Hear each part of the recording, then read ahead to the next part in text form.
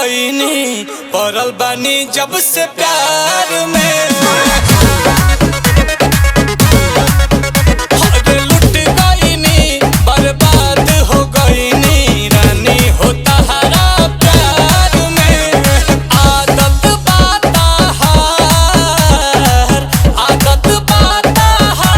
खाए के खाना 5 स्टार में। बढ़ गइल बा खर्चा हमार 100 से सीधे 1000 में।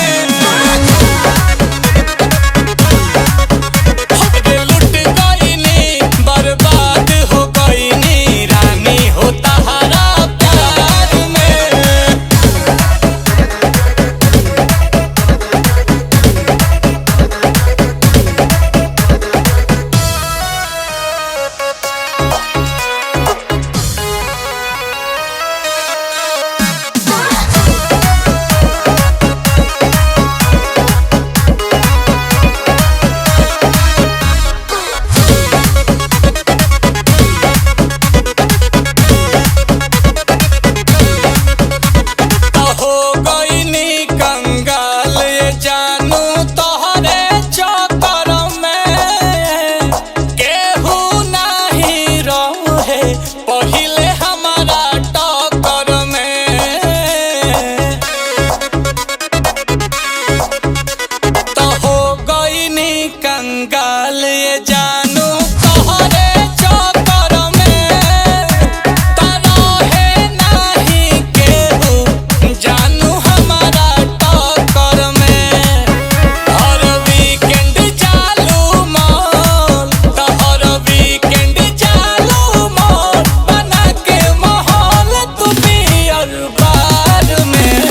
जब से दुपट्टा के हवा खोइनी घाटा लागल व्यापार में। कि लुट गईनी, बर्बाद हो गईनी रानी हो तहरा प्यार में।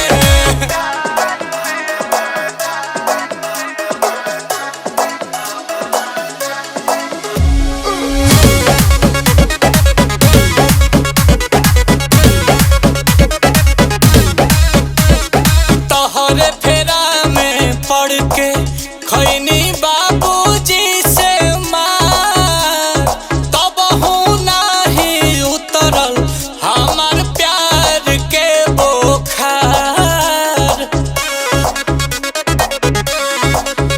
अरे तोहरे फेरा में पड़ के खैनी बाबूजी से मार, कि तब हूँ नहीं उतरल हमार प्यार के बोखार। पानी भइल बसर से पार, पानी भइल बसर से पार, कि काहे फंस गईनी बेकार में। अरे चढ़तावे बोतल जाके देखो SBR के।